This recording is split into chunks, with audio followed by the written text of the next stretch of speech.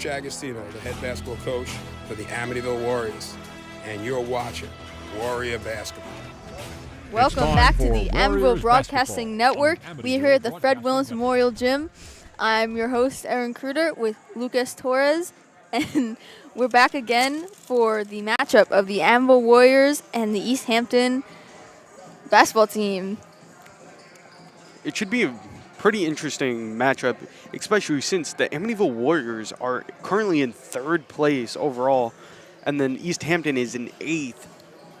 Both teams have been going throughout this whole season very fiercely. As we've seen time and time again, standings don't really matter, whether it be girls basketball or boys basketball. There's always a chance of fighting back or continuing to do great. That's true. I mean, we saw that early in the season as well when Amityville, who was in 4th or 5th place, I believe, at the time, faced off against the number 1 team in the league, Hotbug, and beat them. And it was a very close game, but Amityville sure showed that they can compete against the top teams of the league, and they beat them by only a few points, but they still beat them, and it was an amazing game. We got to see that one in person. I mean, hey, speaking of close games, Amityville just recently played against Rocky Point and barely losing by only a few points. Final score of that game was 61-54. But one of the key players for Amityville during that game was Savell Williams, one of the seniors. Speaking of seniors, we have senior day today, and we're going to see a lot of the seniors coming into this game and doing things off of the bench, just trying to do as much as they can and do a lot. But going back to it, Savell Williams had 19 points, but following him was another young player, Amir Dickerson, with 13 points. And Dickerson is only a sophomore, but him and Williams are both they're top scorers of this team, and time again in each game they're in the top scorers of that game for their team, and they've shown that they're some of the best players of the league, of the team, and they are able to win the game. Speaking of those two players, let's just take a second and talk about what they did against East Hampton last time they faced off. Savell Williams scored 27 points against them. That's a lot. And as I said before, he's an amazing basketball player, and 27 points, that's amazing for a basketball game. And then, again, following right behind him was Amir Dickerson with 17 points, and then Sherwin Johnson with another 10 points. The final score of that game, all the way back on January 17th, was 74-59. It's a big difference. It's a 15-point difference. And we see Amityville, they have a wide array of scorers. The top 3 scorers, Williams, Dickerson, and Johnson, they're all pretty high up there. Then we have a few in the bottom half, like Matthew Bean, John Clinton, and Tymel Small with 7 points, and 6 points. Amityville has a lot of great players. That's what is so great about this team. They're so versatile. They have great defense, great offense overall. All players are so versatile. They can easily switch from offense to defense at once and do what it takes to win a game. Speaking about these players and other such things, East Hampton, Mike Lucasio, in their last game against East Islip, scored 11 points. Following him, close behind him was Toby Foster with 8 points. These players on East Hampton definitely have the height, but we will see if they can play against the Warriors and keep up the pace. All right. Enough of this. We're going to send it to the coaches show with Lucas Torres interviewed the head coach, Coach Agostino of the boys basketball team. I'm Lucas Torres, host of the Amityville Broadcasting Network, here with head coach of the Warriors basketball team, Jack Agostino. Today is senior day. How has having 6 seniors impacted the youth of your team throughout the season? 7 seniors. We have 7 seniors. So it's great to have seniors and senior leadership, honestly. Like, being back for the first time in over 10 years last year, so all the kids from last year's team really returned. Besides Christian Smiley, he went to base show, but otherwise everybody else was back, so it was really good. Speaking of senior day, discuss what these individuals have meant to the team and the program throughout the years? Yeah, well, it starts all with Sherwin Johnson, captain. You know, he's been the glue to the team. Then you have Anais Duncan, also a captain, co-captain, and he just really is always a fighter. And you got Tymel Smalls, another co-captain. We have all our seniors because I love their experience. He's a true leader. And then you have Isaac Antoine and CJ, and then you have Leaky, and I hope I'm not leaving anyone else out. Who else am I leaving out? Oh, Seville. How can I forget Seville? And Seville, of course, he's our #1 scorer and just an all-around great kid. And they're really easy to coach, so it's a pleasure to have them in practice every single day. They never miss practice. So that's a really good quality. In your last game against Rocky Point, the Warriors lost 61-54. Where do you think your team fell short? Well, what hurt us in that game is that we got off to a pretty good start on the road. We missed a lot of easy layups, mid-range jump shots. We didn't get a favorable whistle, to be honest with you. Our 2 best players were in foul trouble the whole game, so it was really hard to manage the minutes for all the other players. So, you know, it's still no excuse. We need to make layups, make our free throws, and we win the game. Today you face East Hampton, a team you beat earlier this season. How do you balance focusing on today's game along with preparing your team for playoffs? Yeah, that's a great question. You know, right now the only game that matters is today.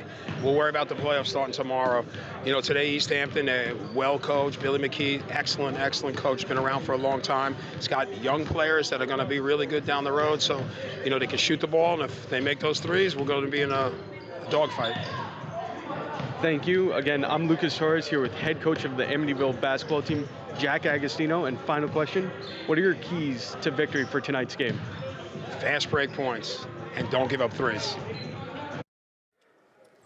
Welcome back to the Amityville Broadcasting Network. Once again, we're here at the Fred Williams Memorial Gym. I'm your host, Aaron Kruder, with Lucas Torres, and we are getting ready to send it over to our Senior Day festivities. So there's about 6 seniors on the team, 7 seniors on the team, on Amityville's team, and that is Seville Williams, Anais Duncan, Sherwin Johnson, Tymel Small, Alan Doddston Isabel, Carlington Stevenson, and Khalid Gibbs. And for East Hampton's, so that's 7 seniors for Amityville today. Most of them, 5 of them are starting. So all starters are seniors today. I mean, I wouldn't be shocked if Agostino eventually pulls the 2 other seniors off the bench to come in and play. But with all these seniors, we have a total of close to 15, 16 players on the roster completely, most of which being seniors. In the future, that could be a big difference. That's true. I mean, next season, after this year, they're going to lose a lot of great players such as Seville Williams and Anais Duncan, Sherwin Johnson. Those are all key players of Amityville's team for the past few years that it's going to really put a dent in this team when they leave. But I think they will have faith in the younger players such as Amir Dickerson and other players on this team that are younger, juniors, sophomores. I think they have faith in those players that they will take care of the team when they leave and keep up the good work that Agostino has been putting into the team. I mean, this season they already lost Christian Smiley. He went to a different school. Last year he did phenomenal. And now we have a whole new roster of seniors that have been playing phenomenally across the board throughout this season, scoring constantly and just putting the work and effort in. And as Agostino mentioned, showing up to practice every day, putting the energy into the team, lifting up their teammates. But next season, a lot will change, especially since you're not going to have that foundation of old players. That's true. I mean, with these seniors, with these older players, you have a lot more experience, you know? So now we are going to send it to the PA announcer for our Senior Day activities. For the game, we'd like to honor our 7 seniors before their final regular season home game. We will call each player and members of their family to be honored today. At midcourt, we have head coach Jack Mendocino, assistant coach Anthony Mendocino, and assistant coach A.J. Price. Our first player to be honored today, number 23, C.J. Stevenson. The C.J. parents also come out, please.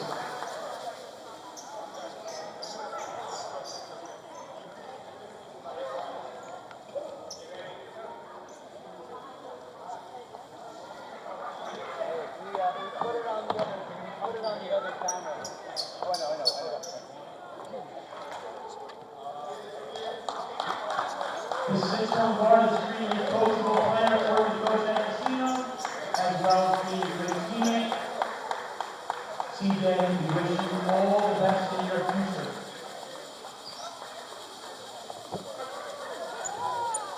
And we ask the players and parents that will call you to do exactly what the Stevenson Bounty did. Thank you. Second, number 30, Khalid Gibbs.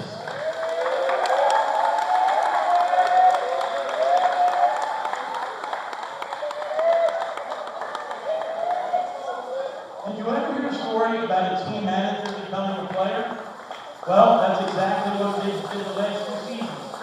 After being a manager a year ago, the 6 quarters were forward, we've achieved this season. Brings a lot of energy at practice on the Boston games, and hit a big bucket on January 8th against Hampton with West.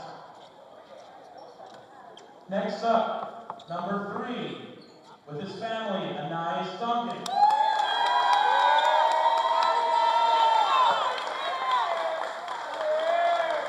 Ever since Anais returned to Amityville this season, he has steadily improved each and every game.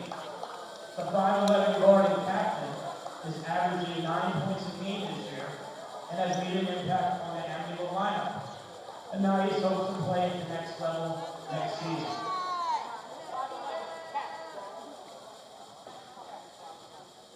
Next up, we have number 4, Sherwin Johnson.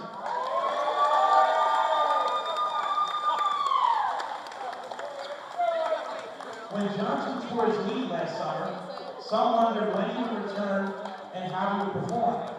The 6'1" forward and captain answered both of those questions emphatically.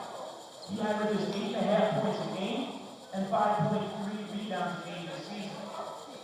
Sherwin looks to play basketball in his future, and real quickly, we'd like to also thank Mrs. Johnson for all her efforts that past 2 seasons, taking pictures of our players during games, as well as the senior pictures, which hang under the Fred Williams Memorial Gym sign.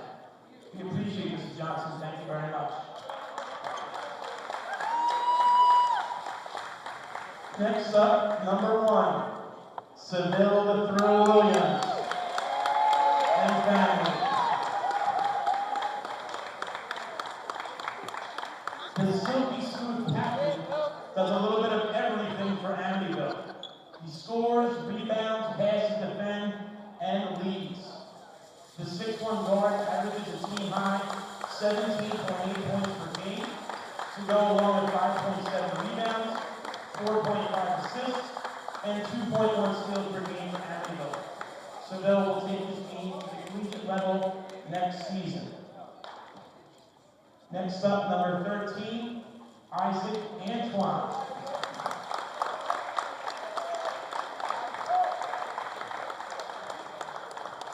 The 5'11" forward brings a toughness to practice that cannot be denied. It's no surprise that Isaac will play football at the next level. Isaac, we look forward to big things from you on the gridiron next season.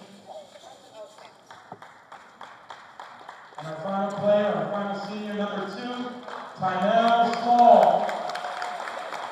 The guy I call Mr. Energy, averaging 4 points and 3 rebounds a game.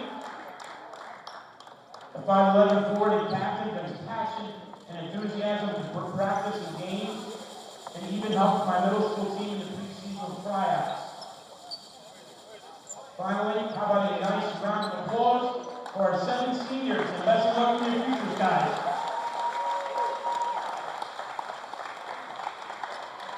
And we have the players come out.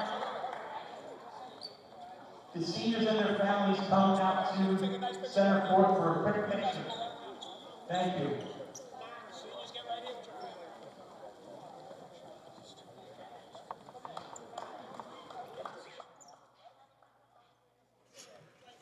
Welcome back to the Amityville Broadcasting Network. Once again, we are here at the Fred Williams Memorial Gym. I'm your host, Aaron Kruder, with Lucas Torres, and that we just witnessed our senior day activities for the Amityville basketball team. I mean, look at all these amazing seniors playing through their whole career here at Amityville. Again, we got Savell Williams, Anais Duncan, Sherwin Johnson, Tymel Small, Alan Dodson Isabel, Carlington Stevenson, and Kalik Gibbs.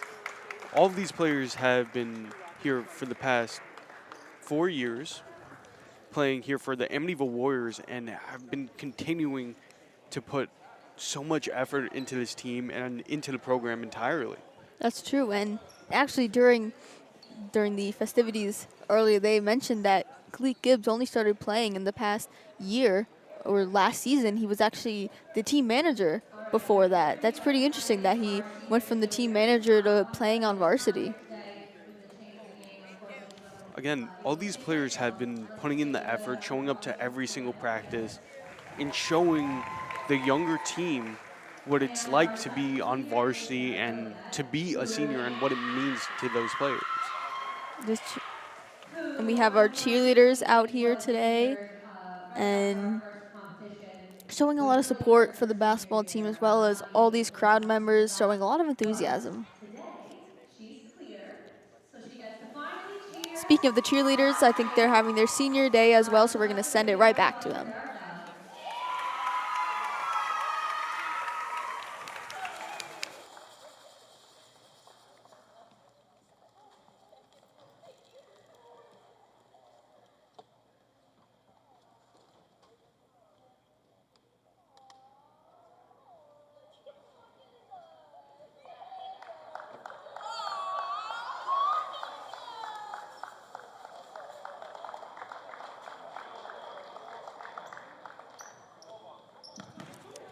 Welcome back again to the Amityville Broadcasting Network. I'm your host, Aaron Kruder, with Lucas Torres, and it's senior day here at Amityville Memorial High School for the Amityville Warriors.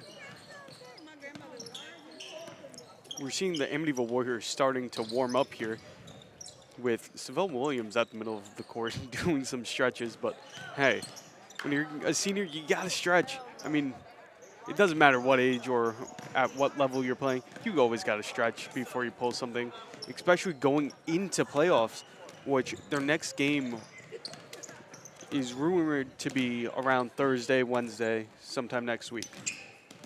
It's very exciting, them making playoffs. They made playoff last year and this year as well, and it's pretty exciting for a team to make it a playoffs, especially this team. They have an amazing coach, Coach Agostino. He's done wonders for this team after coming back, after not being here for a while, but he came back and he has changed this team to something truly wonderful. And it's just a show of what a good coach can do for a team.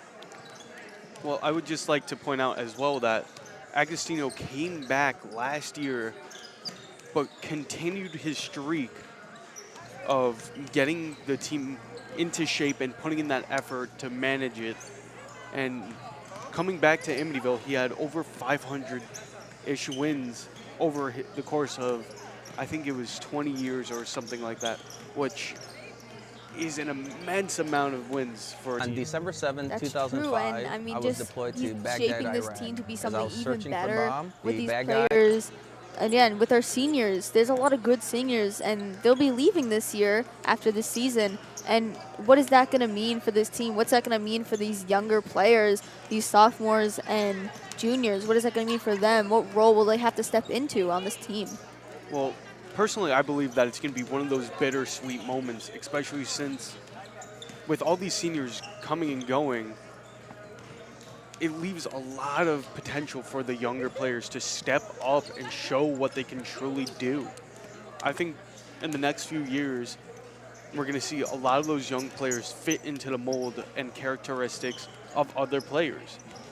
again, Savell Williams, someone's going to end up taking that same role, and who knows, might even do better or matching up with that expectation.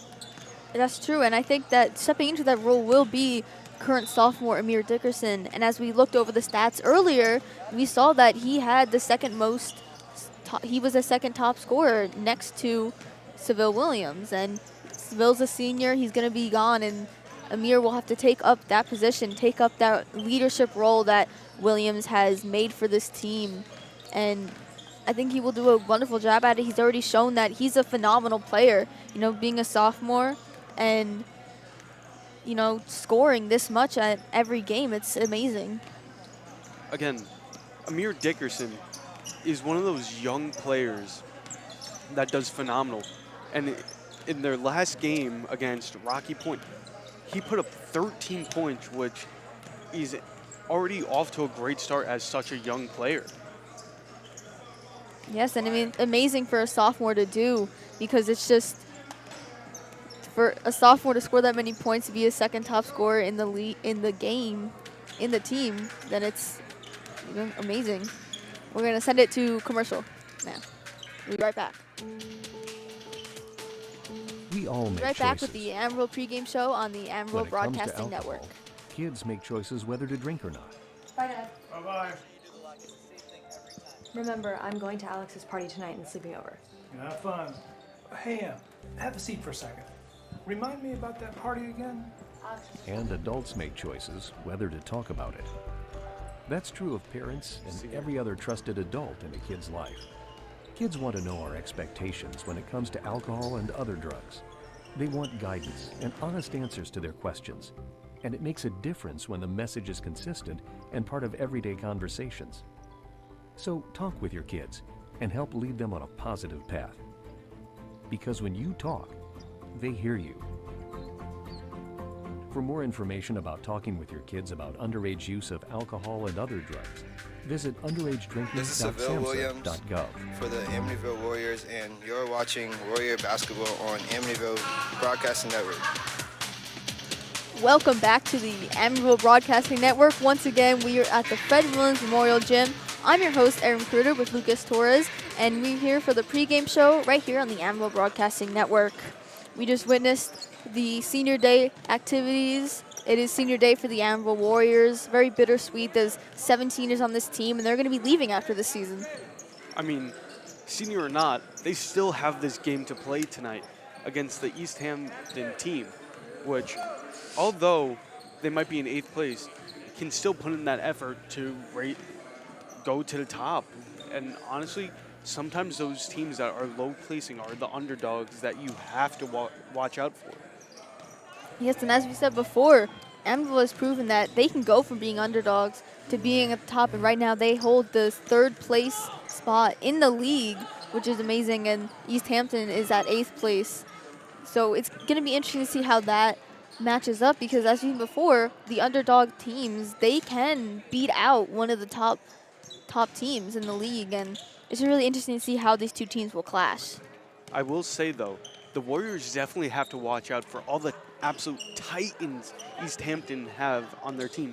They have players ranging from 5'8" all the way to 6'5", which, listen, I'm already tall as is, but compared to them, I'm a midget. And that's absurd. And that's really one thing that they're going to need to look out for throughout today's game, is defending that inside paint. That's true, and as we said before, Amityville always struggles when it comes to height a little bit. Not that we're too short, it's just that other teams, they always have some sort of height advantage, but Amityville never lets that stop them. They always come out on top. They don't let their height disadvantage them. They take their skill and leadership skills into consideration, and they're able to get points on the board. They're able to defend East Hampton. As we said before, Amityville and East Hampton last met a month ago in January, and Amityville beat out East Hampton by 15 points, 74-59, and it was a very close game in the first 2 quarters, but Amityville was able to get the lead up in the 3rd and 4th quarter, which is something we've been seeing in past games. as head coach Agostino mentioned in the coaches show, the last game the Amityville Warriors played, it really came down to the simple fundamentals of basketball, layups and consistency of making them. Again, the final score of the Amityville versus Rocky Point game was 61-54, which, if you think about it, is not that drastic. It's a separation of, give or take, 8 points. That's what almost broke their team. But we're going to see that during this game and how they improved, especially with the seniors taking charge, being the opening starters. And there's been a change in this team today. They have all seniors starting, but Amityville's shown they have a lot of young players, a lot of young potential. Maybe how will that affect the opening of the game without those young players doing their thing on the court? But they also seniors on the team with lots of expertise, and they have knowledge of the game. And how will that affect the start of the game, do you wonder? I mean, with all the seniors knowing the play style of the team and the inner workings, especially Savell Williams being captain, he knows how to work with the team and how to communicate and more or less finesse with the team and just work with them. And we're going to see a lot of that through today's game, especially with East Hampton. Their bench isn't that long compared to Amityville. Amityville has a good 4 or 5 extra players to spare, but comparing that to East Hampton, they have maybe 4. There's a lot of factors that you need to consider going into this game, and that is one of them.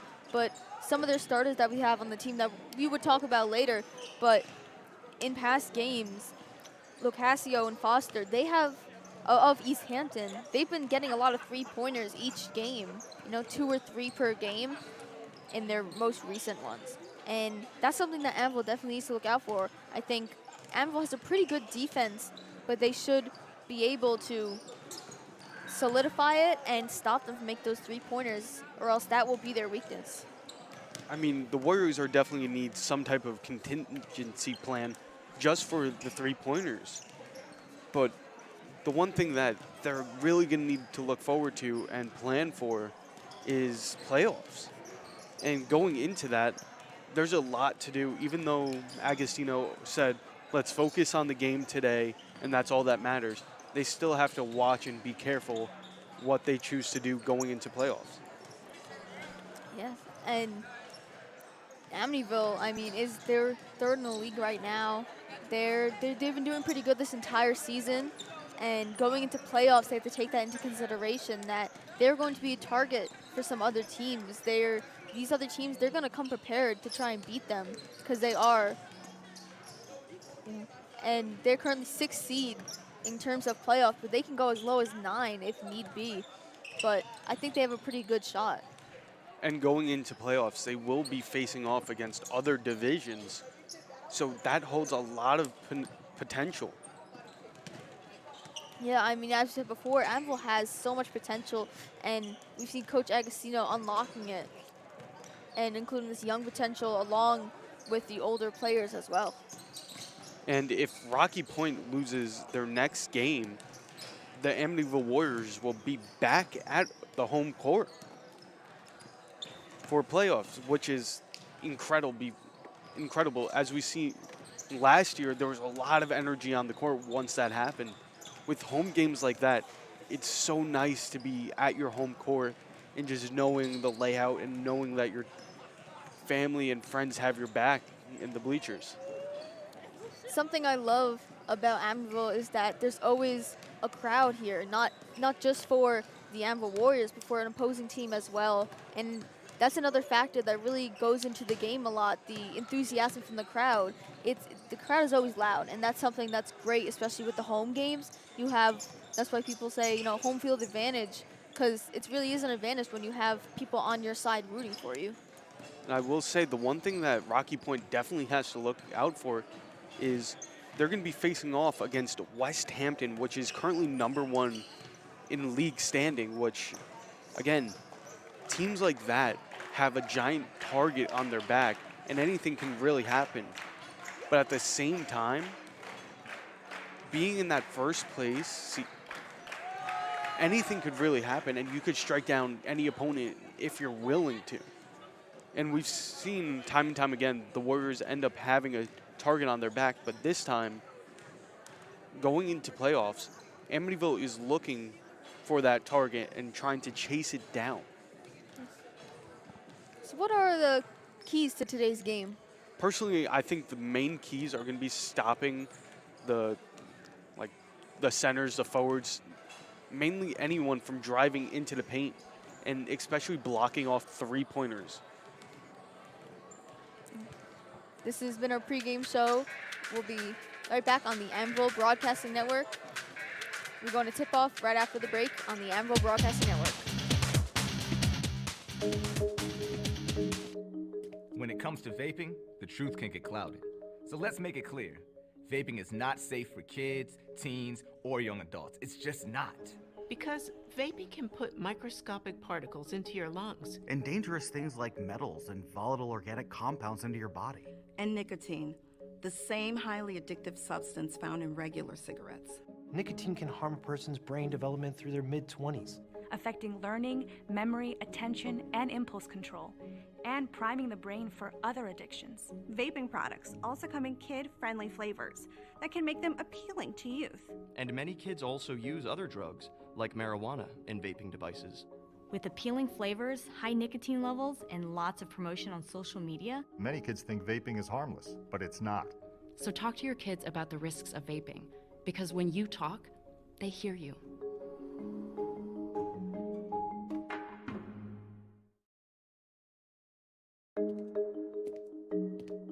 When it comes to vaping, the truth can get clouded. So let's make it clear. Vaping is not safe for kids, teens, or young adults. It's just not. Because vaping can put microscopic particles into your lungs. And dangerous things like metals and volatile organic compounds into your body. And nicotine, the same highly addictive substance found in regular cigarettes.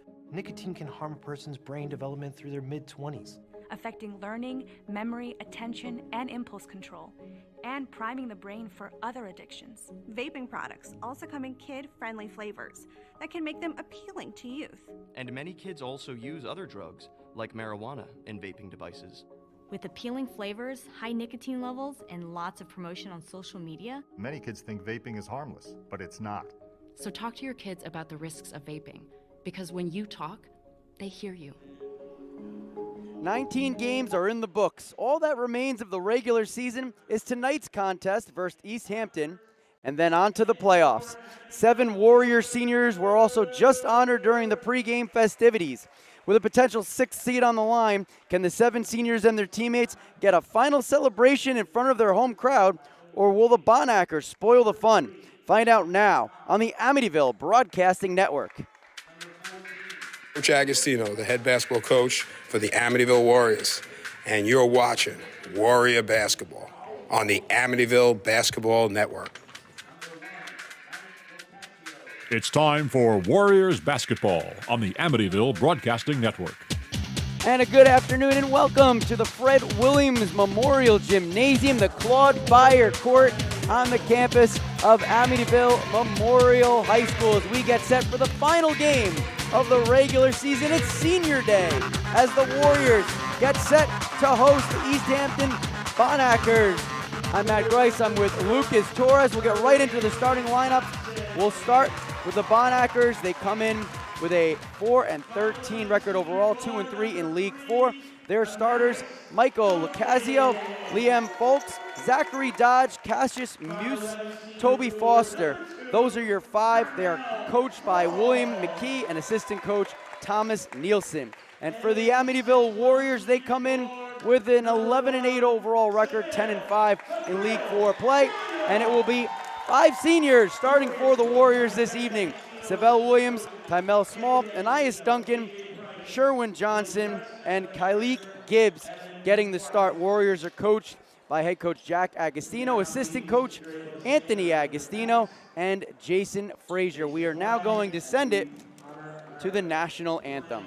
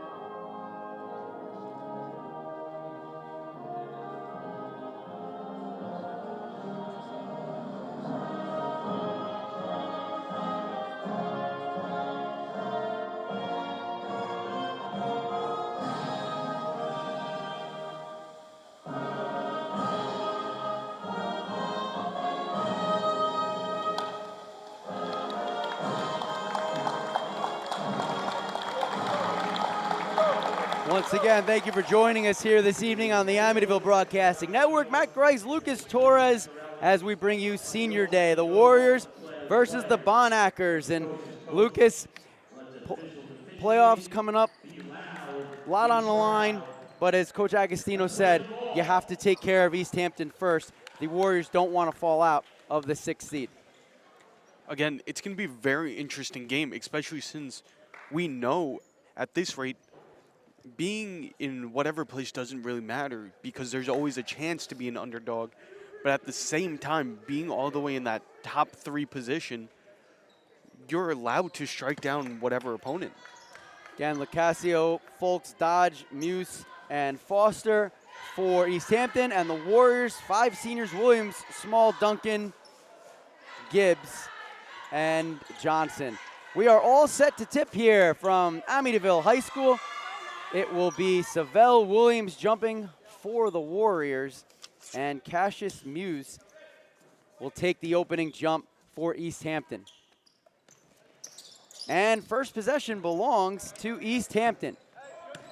Folks brings the ball up the court, guarded by Williams. Has it left side, setting up the offense, moves from left to right, looking for a screen. Good defense by the Warriors. Now it's Foster. Foster puts up the long 2 and sinks it. 2-0 East Hampton on the board first, 20 seconds into the contest. Slow pace to start the game, but the Warriors now on offense trying to see what they could do. Williams coming off a 19-point effort, hands it over to Duncan. Duncan drives in the lane, right side, up with the layup and hits. And the Warriors answer right back. We're all knotted up at 2, 7:21 to go in the first. Full court press here by the Amityville Warriors. Broken by Foster. Now the Warriors back off. Duncan guards Foster, bottom of the circle. Dribbles from right to left. A 3-pointer thrown up by Lacasio, and he drills it. So East Hampton 2 for 2 from the floor, and it's 4-2. They're going to say it was a 2-pointer. It looked like a 3 to me. 6:55 to go as Williams almost loses the handle. Now they're going to put the extra point on the board, so it was a 3. Williams driving in the lane, kick back out, top of the key. It's Williams again. Puts up the shot from the free throw line. That doesn't go. Loose ball, rebound pulled down by Dodge.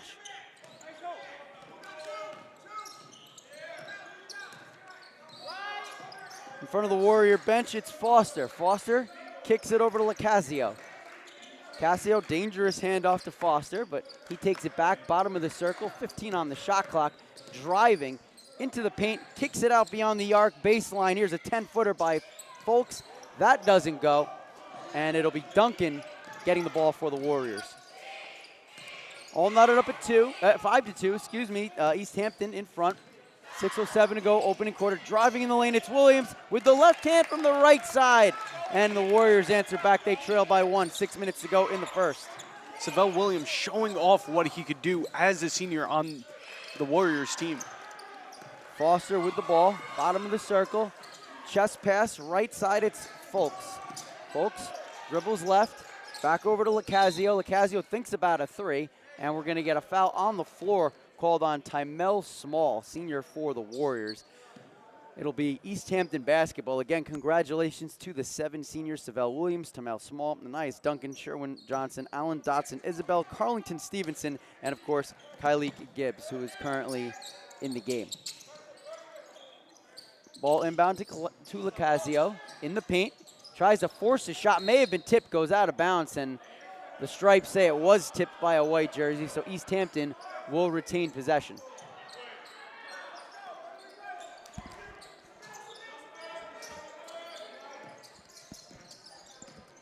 Inbound, down low, right low blocks, Dodge. Up with the shot from underneath, gets the roll, and it's now 7-4 with 5:20 to go. Opening quarters, East Hampton in front. Warriors slowing down, trying to figure out what they could do outside on the perimeter. Good ball movement for the Warriors. Williams puts up a jumper, mid-range, won't go. And the rebound cleanly pulled down by East Hampton. Foster, right wing. Now pulls it back, bottom of the circle. East Hampton sets up their offense.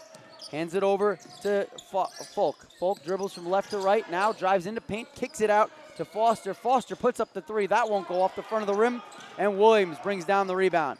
Williams dribbles far sideline in front of the East Hampton bench. He'll take it himself, puts up the jumper, doesn't go, but rebound underneath. Put back by Gibbs, the senior. And the Warriors are within one. It's 7-6, 4:29 to go, opening quarter. Gibbs putting in that putback, putting them back on the board for the Warriors.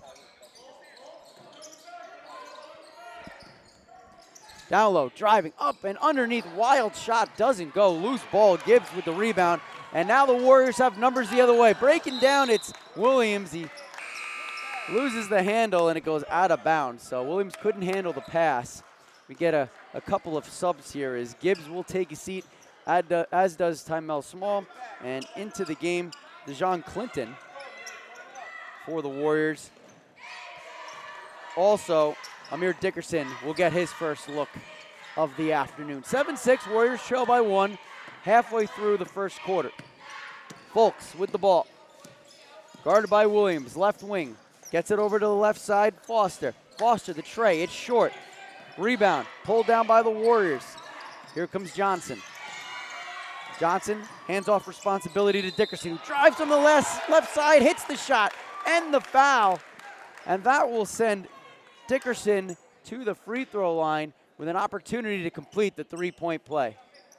Again, Amir Dickerson is one of those players, although very youthful, will end up being one of those key players to watch out for coming into later seasons and later years, especially as he's only in 10th grade, meaning he's a sophomore, but to be putting up points the way he's been in the past few games is outstanding.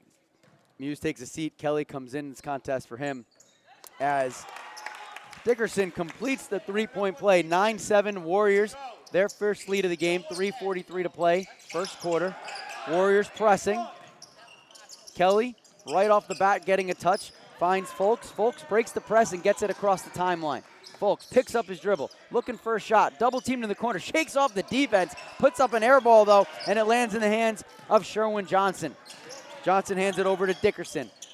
Far side, three-pointer, air ball by Clinton, and it goes out of bounds. Possession goes to East Hampton. The one thing that I'm starting to realize throughout this game is that East Hampton only has 3 bench players, so it's going to be really coming down to the timeouts and how much endurance East Hampton can really keep up with. Again, the Warriors have an extremely deep bench, but so far East Hampton has only a 3 rotation player. Yeah, that's going to be something to look out for. Amityville is definitely deeper on their bench, and 4 players couldn't make the trip today. Joshua Williams, Anthony Vargas, Juan Palacios, and David Gautama. So you're right, Lucas. They are playing with a very short bench. I want to take this opportunity to let you know about the Amityville Echo, which is Amityville's school newspaper. Make sure to read it online at www.amityvilleecho.com to read the articles published by Amityville's very own students, ranging from movies to sports to history and so much more. 9-7, Warriors in front, 3:20 to go. First quarter of action. Warriors looking to press as Jefferson sets the inbound. Jefferson in the contest for the first time. And it's a passing demonstration for East Hampton as they try to get the ball up the court. Loose in the paint, and Dickerson comes away with the steal, but it's picked off by Jefferson. 2-on-1 the other way from the left side, and the shot will not go for Toby Foster. But he does draw a foul and will head to the charity stripe. This is only the 3rd stoppage of the game due to fouls so far, which coming off of the past few games or is stoppage after stoppage, this is extremely well so far. On January 17th, the Warriors beat East Hampton 74-59 as Foster's first free throw doesn't go. But Foster lit up the scoreboard in that game against the Warriors, putting up 17 points, including 4 3-pointers. Foster, one of the key players, Agostino said his defense is going to have to keep off the scoreboard. As Foster misses a pair, but the rebound goes off a white jersey. So East Hampton will get another opportunity with the Warriors in front by 2. 3:03 to go in the first. Inbound. It's Jefferson. Back out to the top. Now it's Foster. Foster dribbling from right to left. Looking for a screen. It's not coming. Instead kicks it over to Jefferson. Jefferson down low to Dodge. Back to Jefferson. Far side now. It's Kelly. Kelly to Foster. Top of the key. And loose ball tipped away and stolen by Anais Duncan. Good defense by the Warriors. Williams will start the charge. Here's Johnson. Johnson aggressively in the paint and lays it up and in. 11-7 Warriors in front, 2.5 to go in the first. Again, Sherwin Johnson, we've seen time and time again cutting through the point and just laying down 2-pointers. 6-0 run for the Warriors. Here's a 3-pointer now by Kelly. It's short. Ball pops up. Full court pass down the other side. Clinton untouched with the layup. And the Warriors expand on their lead. It's 13-7, approaching the 2-minute mark of the first quarter.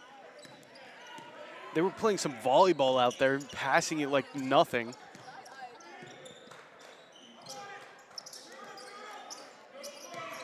In the paint, up with the jump shot, Foster. Mid-range shot doesn't go.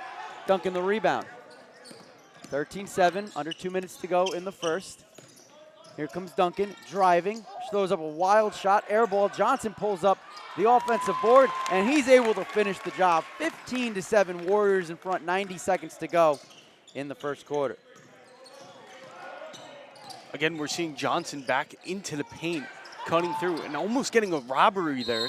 And Folks goes up with the shot, but no basket as Liam Folks is called for the travel. It'll be a turnover. 11-0 run for the Amityville Warriors. This game started out with East Hampton on top at 1.5-2, but it's been all Amityville the last 4 minutes of the first quarter. Johnson hands it off to Williams. Williams kicks it out to Duncan. Duncan thinks about a three, instead drives and uncontested to the basket. 17-7, the Warriors open up a 10-point lead, and Coach William McKee wants to talk things over. 1:04 to go, first quarter, and it's been all Amityville the last several minutes.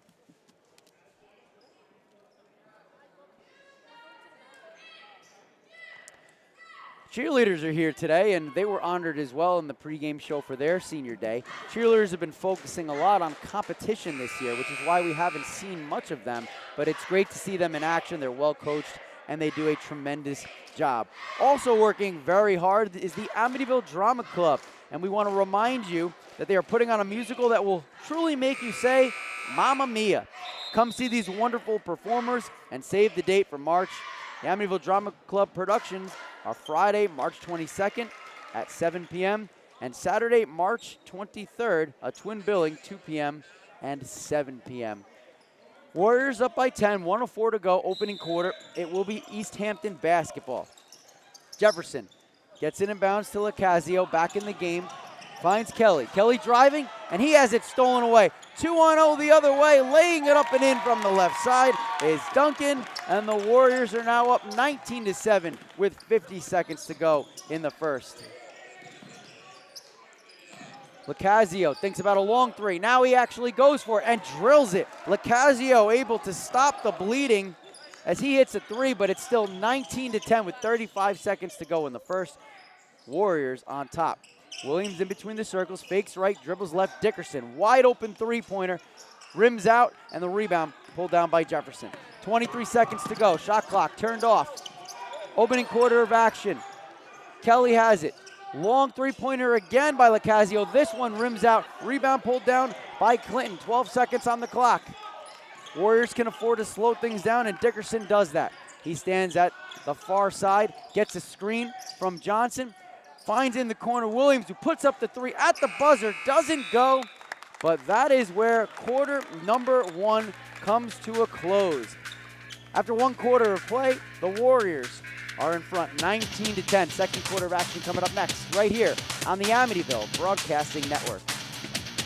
On December 7, 2005, I was deployed to Baghdad, Iraq. As I was searching for the bomb, the bad guy and the bomb found me first. After the explosion, I was left with a 1% chance of living. During my road to recovery, I had a tremendous amount of support from friends and families and the Coalition to Salute America's Heroes. The primary mission of the Coalition to Salute America's Heroes is to offer financial emergency assistance to veterans and their families. This is Mark Stewart, center for the Amityville basketball team, and you're watching Warrior Basketball on the Amityville Broadcasting Network. Welcome back to the Fred Williams Memorial Gymnasium as we get set for quarter number 2. Warriors in front 19-10. Matt Grice, Lucas Torres, and now we go to the third member of our crew, Aaron Kruder, on the sideline. Hello, I'm with Amityville student Gabby, a beloved Amityville Memorial High School student. How do you feel about today's game? I'm very proud of how they're doing right now and their wins so far. Proud of how hard they've been working lately to keep up the scores between their games and keeping up the wins. What's your favorite thing about coming to these games? Honestly, it's just seeing the support that our school gives the boys, because it's like you don't really see it in any other sport where it's like our school comes together and just supports our team. Thank you very much. Back to you. Thanks, Aaron. And a three-pointer drilled in the corner by Amir Dickerson. Warriors picking up right where they left off. Actually, they're going to say it's a 2. His foot was on the line. 21-10, 15 seconds into quarter number 2, as finally Colin Kelly gets on the board for East Hampton. It's 21-12 with 25 seconds gone in the second quarter. Shot goes up, and it's good. Warriors go up 23-12 now. 7:20 to go until halftime. Bounce pass in the paint, driving and getting fouled is Zachary Dodge. Shot does not go. Good hard foul from the Warriors, and that will send Dodge to the free throw line. Last time these two teams met, nope, they're going to say, no, they're sending him to the free throw line. That's what I thought. It was in the act of shooting. Last time these two teams met, Dodge put up 7 points against the Warriors, but he was held off the scoreboard in East Hampton's most recent loss, a 34-29 loss at the hands of East Islip. First free throw, clean through the net. We're seeing East Hampton put in another player. Again, it's really going to come out to endurance, especially since, as I previously mentioned, they only have 3 players to rotate with. Second free throw by Dodge, too strong. The rebound pulled down by Lacazio. He pulls it back, left wing Trey. That doesn't go. Loose ball in the paint, and another opportunity. This time it's Dodge. He has it at the free throw line. Gets it over to Jefferson for the 3. That doesn't find daylight, and now the Warriors have it. Numbers back the other way. Duncan wide open on the other end, and he lays it up and in. 25-13, just under 7 to play here until the half. I must be on vacation because that was coast to coast. And now, speaking of coast to coast, it's around the world with the passing. Great ball movement to find Dodge underneath to respond quickly for East Hampton. 25-15, Warriors by 10, 6:30 to go in the second. Dickerson, top of the key, now right wing, picks up his dribble. Bounce pass to Williams. Williams, bottom of the circle, guarded by Jefferson.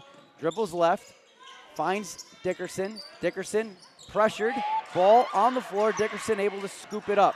12 seconds on the shot clock. Long 3 by Dickerson, short off the front rim, and Lacazio pulls down the defensive board. Up ahead now, it's Dodge. Dodge has it underneath, kicks it out for a baseline 3 off the side of the backboard, no good. And here come the Warriors the other day is Matt Bean, who just entered the contest, tries to force a pass. It's tipped out of bounds. And Warriors, looks like Warriors should keep possession. Amityville with a 10-point lead. 5:55 to go until halftime, and Amityville will inbound. Far baseline. From what it looked like, East Hampton's coach was trying to convince the refs that it was off of white. Williams gets around a screen, thinks about a shot, ball dribbles off his foot, picked up by Duncan, underneath to Johnson, and the ball movement is incredible. Warriors back up by 12, 5:40 to go, second quarter. again, we're seeing Johnson in the paint, unseen, but putting up the point. Oh. Driving in a lane, hard foul as Toby Foster hits the deck hard. It looked like his head hit the floor, but he appears to be okay, and he will be rewarded with a couple of freebies. Shot does not go in, and thankfully Foster's okay. You don't want to ever see anybody get hurt, but a good hard foul by the Warriors, making sure he didn't get the easy basket underneath as the first free throw falls. Again, that was a big clash, and we're seeing some players put in on the Warriors side. Jordan Hines enters this contest. He's in with Johnson, Bean, Dickerson. Second free throw doesn't go, but another offensive rebound for East Hampton. And good ball movement. Thinking about a three was Lacazio from the left corner.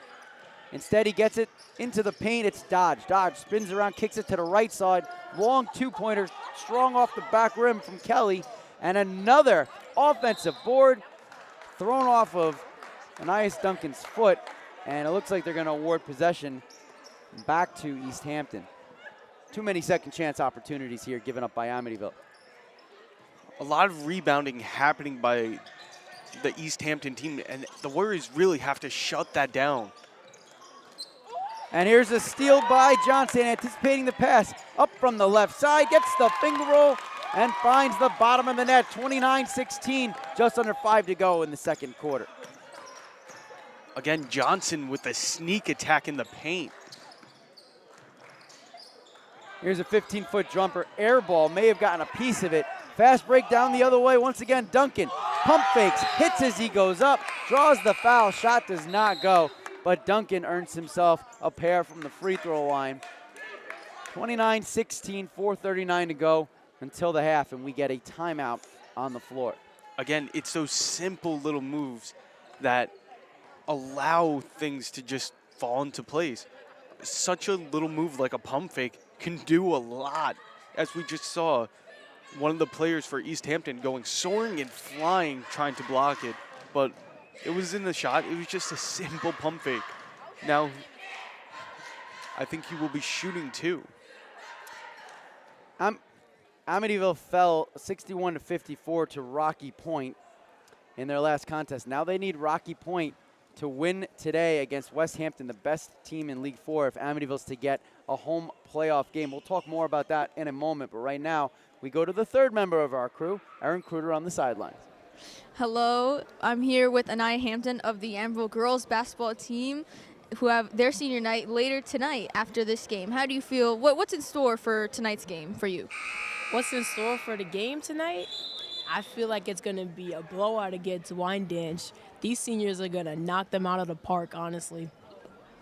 Thank you. And how do you feel about tonight's game, showing up to support the boys team? Tonight's game, I'm feeling good, feeling good. Thank you very much. Back to you, Grace. 29-16, Warriors in front, 4:39 to go in the second quarter. Matt Grice, Lucas Torres, Erin Kruger on the sideline. And we thank you for spending your Wednesday evening here with us on the Amityville Broadcasting Network. So we started talking about before we send it to Erin. Right now, Amityville is listed as the 6th seed. They could fall as far as 9, and the only way they get a home game is if Rocky Point beats the #1 team in the league, West Hampton, today. West Hampton, 4 losses on the season and only 1 in league play, so a tough task. Warriors had a chance to do that their last game. They fell to Rocky Point, 61-54, but right now, Lucas, all that matters is that Amityville finishes the regular season strong against East Hampton and gets set for the postseason. No free throws, as they say that the foul occurred before Duncan was in the air, but Amityville does get the ball. And now we get a whistle on the floor, and we'll start it all over again. We're hearing some audible plays by the Warriors bench. Duncan will inbound under the basket. Trying to get it in, sends a floater. Bottom of the circle is Dickerson. Dickerson around the screen, gets it back to Duncan, takes a big hop step, thinks about a shot, and instead hands it off to Dickerson, who drives in the lane. They're going to call a foul. This one on the floor, and it will be against East Hampton. So Amityville will once again inbound under their own basket. A nice Duncan bounce pass into Williams. Williams up with the 10-footer and gets the roll. 31-16, 4:15 to go. East Hampton really needing to look out for those fouls because you don't want to go too far into the hole there. Getting around his screen is Lacazio trying to set up the three-pointer. Now it's Kelly. Kelly still looking for Lacazio. Great defense by Duncan. Forced pass down low, scooped up by Dodge, kicks it back out to the far side. It's Folks. Folks drives in the paint. Up with the shot is Dodge. That doesn't go, and this time the Warriors scoop up the trash. It's Dickerson, right wing, top of the key now. Williams. Williams drives in the paint. Off the top of the backboard, no good, but it goes out of bounds. Last touch, Colin Kelly, so the Warriors will retain possession entering the game now. Cassius Muse comes back in. Zachary Dodge comes out, and this is what Coach McKee's going to have to do all game, really manage the minutes of his players with that shortened bench. Only 3 people on the bench today, as the Warriors will keep possession. It's Hines. Now it's Duncan. Puts up a 15-footer off the front of the rim. Loose ball pulled down by Kelly. Kelly hands it off to Foster. 31-16, Warriors in front, 3:18 to go until halftime. Kelly plays catch with Folks. Folks, right wing. Thinks about driving, picks up his dribble. Chest pass to Foster. Foster, the long tray off the back of the rim. No good. Rebound pulled down by Williams. Amityville pushing the tempo. Duncan again, right side, and gets the finger roll. 33-16, under 3 to play until the half. Warriors on a 6-0 run, more than doubling up East Hampton. Folks between the leg dribble, gives it over to Lacazio, loses it in the paint, and Amityville once again on the fast break. Up ahead to Dickerson, takes 2 steps and lays it in. 8-0 run now for the Warriors as they go up 35-16. 2.5 to play in the second. We're hearing Agostino call some plays and put in some situations for the Warriors. Lacazio, long tray, short. Rebound pulled down by Duncan. Once again, Amityville pushing the tempo. Duncan on his way onto the floor, finds Hines. Hines puts up the jumper and sinks it. The crowd loves it, the bench loves it. Jordan Hines gets on the board, and it's 37-16, 2 to play in the second. We're seeing East Hampton slow down, trying to figure out what they could do against the Warriors' defense. Down low, swatted away by Hines. The officials do call a foul, though. Hines is in disbelief. You can hear the crowd. They don't like that one, but that will send Toby Foster back to the free throw line. And that is the spot of the last time East Hampton had any points. It was also Foster who made his first and missed his second. And that seems like a long time ago as the Warriors in the midst of a 10-0 run. First free throw does fall from Foster. As we get a couple of substitutions. Taking a seat is Jordan Hines after he hit a field goal on the last Warrior possession. Second free throw, too strong. Loose ball. Chasing is Duncan. Duncan to Williams. Williams with a three-pointer, right wing. Doesn't go, tries to chase down his own rebound. A pile up in the near corner, and it goes out of bounds. It will be Warrior basketball. The Warriors' passing has been absolutely impeccable throughout the whole game so far. Dickerson thinks about the three, crossover dribble, drives, and we'll have to see if they call it offensive or defensive. It looks like they're going to call. Looks like they're going to call it on East Hampton. So right now the Warriors are in the bonus. I take that back. Warriors are not yet in the bonus. Looks like Dickerson was hanging out by the free throw line. But Amityville will inbound under their own basket. Kelly will take a seat for East Hampton. DeJohn Clinton back in the game for Amityville. Bounce pass underneath Johnson. How many times have we seen that hook up and the Warriors on top 40-17, 1:25 to go in the second quarter.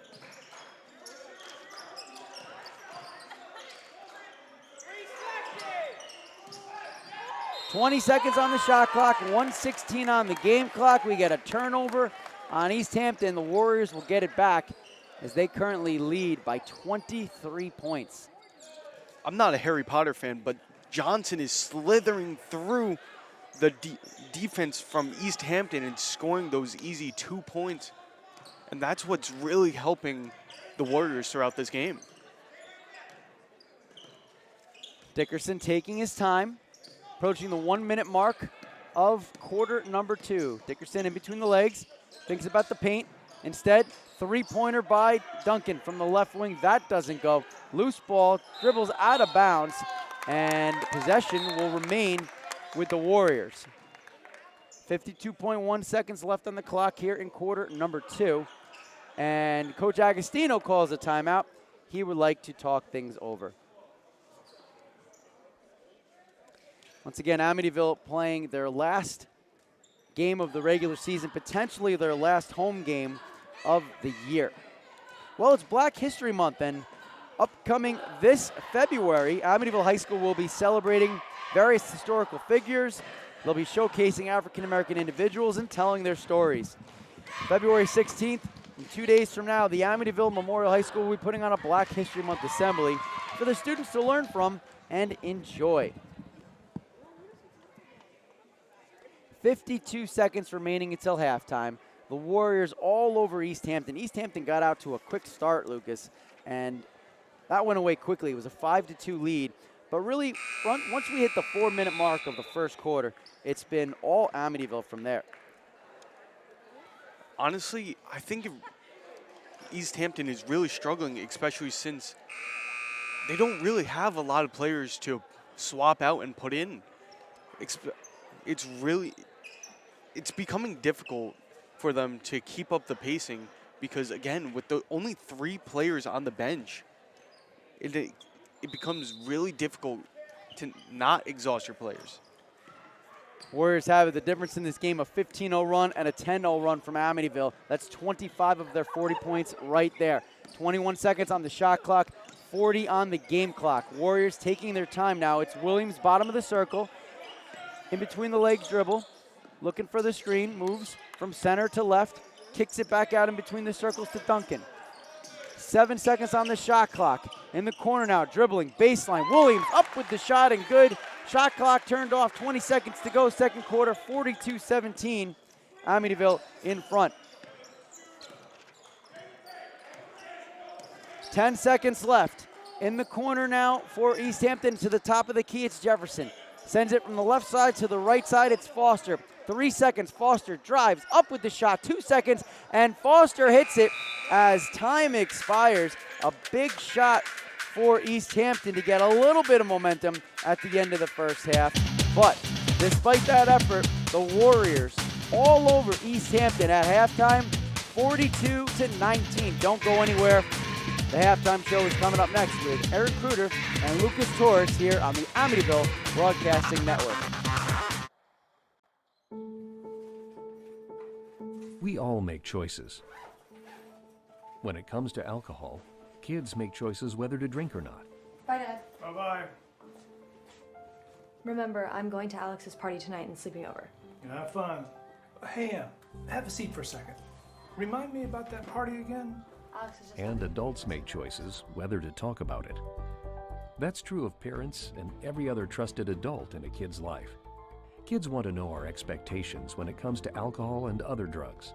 They want guidance and honest answers to their questions. And it makes a difference when the message is consistent and part of everyday conversations. So talk with your kids and help lead them on a positive path. Because when you talk, they hear you. For more information about talking with your kids about underage use of alcohol and other drugs, visit underagedrinking.samhsa.gov. When it comes to vaping, the truth can get clouded. So let's make it clear. Vaping is not safe for kids, teens, or young adults. It's just not. Because vaping can put microscopic particles into your lungs. And dangerous things like metals and volatile organic compounds into your body. And nicotine, the same highly addictive substance found in regular cigarettes. Nicotine can harm a person's brain development through their mid-20s, affecting learning, memory, attention, and impulse control, and priming the brain for other addictions. Vaping products also come in kid-friendly flavors that can make them appealing to youth. And many kids also use other drugs, like marijuana, in vaping devices. With appealing flavors, high nicotine levels, and lots of promotion on social media, Many kids think vaping is harmless, but it's not. So talk to your kids about the risks of vaping, because when you talk, they hear you. Coach Agostino, the head basketball coach for the Amityville Warriors, and you're watching Warrior Basketball on the Amityville Basketball Network.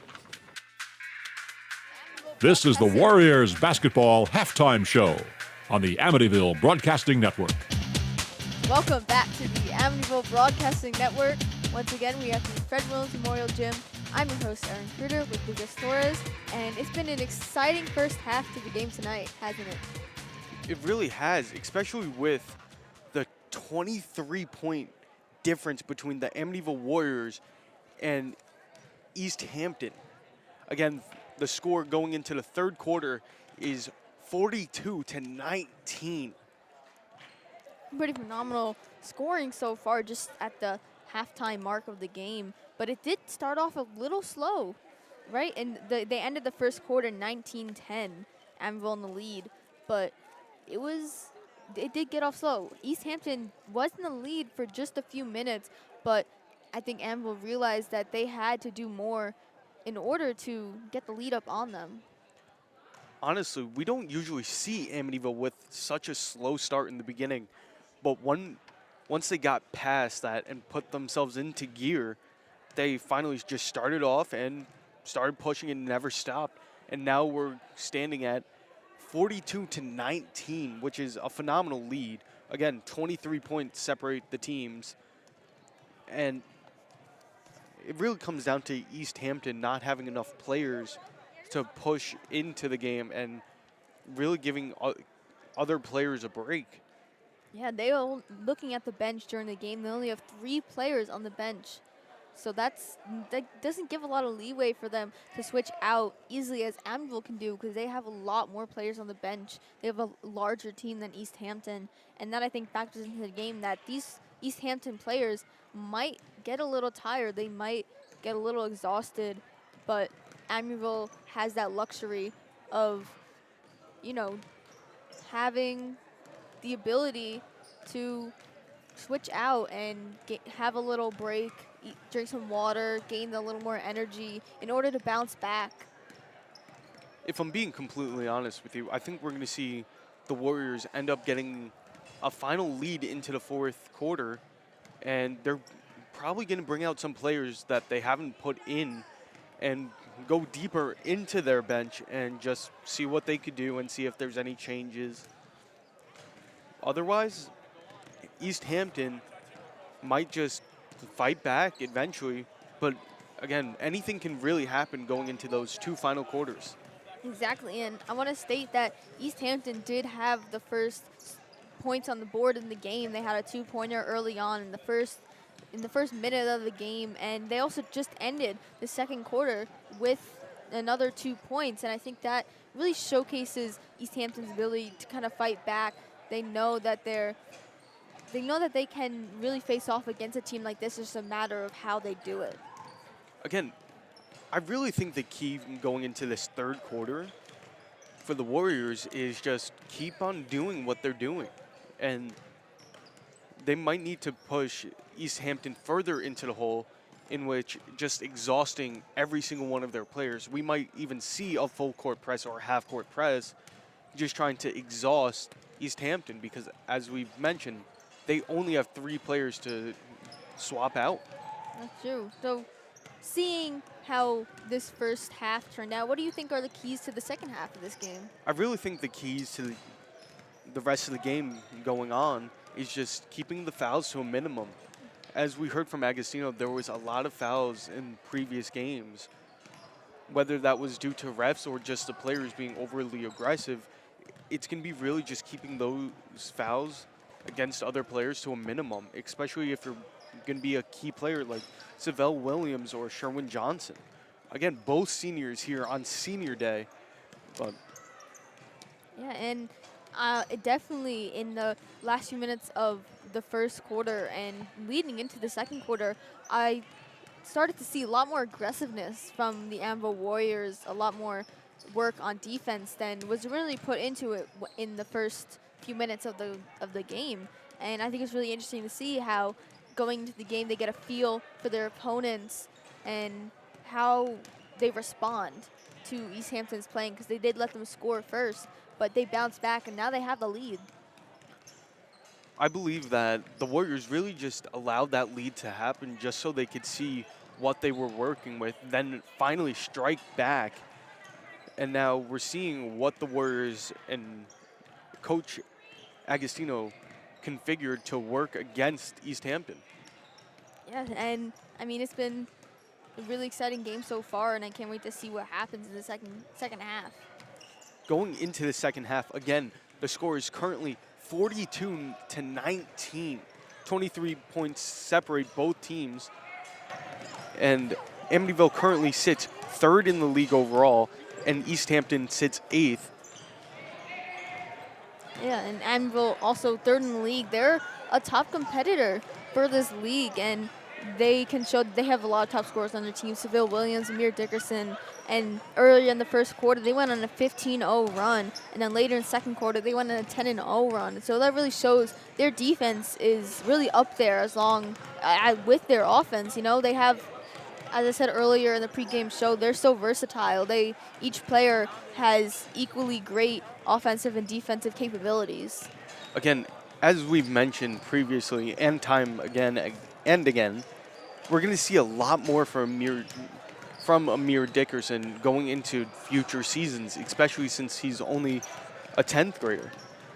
We're going to see him fit into a mold on that team and possibly even end up as a captain. I believe that he can. I mean, he's only a sophomore, and as I said before, there's a lot of young potential on this team. There's a lot of potential for these young players to rise up and be at the level that these seniors are that their seniors are at now. So that's our halftime show for today. Thank you for tuning in, and we'll be right back after this break on the Amityville Broadcasting Network. On December 7, 2005, I was deployed to Baghdad, Iraq. As I was searching for the bomb, the bad guy and the bomb found me first. After the explosion, I was left with a 1% chance of living. During my road to recovery, I had a tremendous amount of support from friends and families and the Coalition to Salute America's Heroes. The primary mission of the Coalition to Salute America's Heroes is to offer financial emergency assistance to veterans and their families. Visit saluteheroes.org to learn more. On December... This is Savell Williams for the Amityville Warriors, and you're watching Warrior Basketball on Amityville Broadcasting Network. One half in the books here at the Fred Williams Memorial Gymnasium as the Warriors have a commanding 42-19 lead. Matt Grice, Lucas Torres, as we get set to start the second half of action. But first, we go to the third member of our crew, Erin Kruder, who's standing by on the sidelines. Hello, I'm here with Derica, captain of the cheer team here on senior day. This is her first game back after a devastating leg injury. How do you feel about that, being back after that? I honestly just came from the doctor and they told me I could cheer. I haven't cheered since the first competition when I had got injured the day after. That was back in December. So I'm pretty happy to be back, honestly. Like, I love cheer so much, so it's like a second home, like coming back home. Yeah. And today is also your senior day, and you're a senior. You'll be leaving after this season. How is that for you? How do you feel about that? I'm actually pretty sad, but I'm happy to be here and I'm happy to cheer, but I might be cheering in college, so we'll see soon. Thank you very much. Back to you, Grace. Thanks, Erin. Thanks, Derica. Congratulations, senior day for the cheerleaders as well. Well deserved. It's great to see her back out here after a pretty rough knee injury. Again, welcome to Amityville Memorial High School. The second half is underway here on the Amityville Broadcasting Network. 42-19, Warriors out in front. Opening possession shot doesn't go. and it will be Duncan who pulls down the rebound for Amityville. Long three-pointer now for Duncan, and he drills it right in front of the Amityville bench. They like what they see, and the Warriors increase their lead 45-19.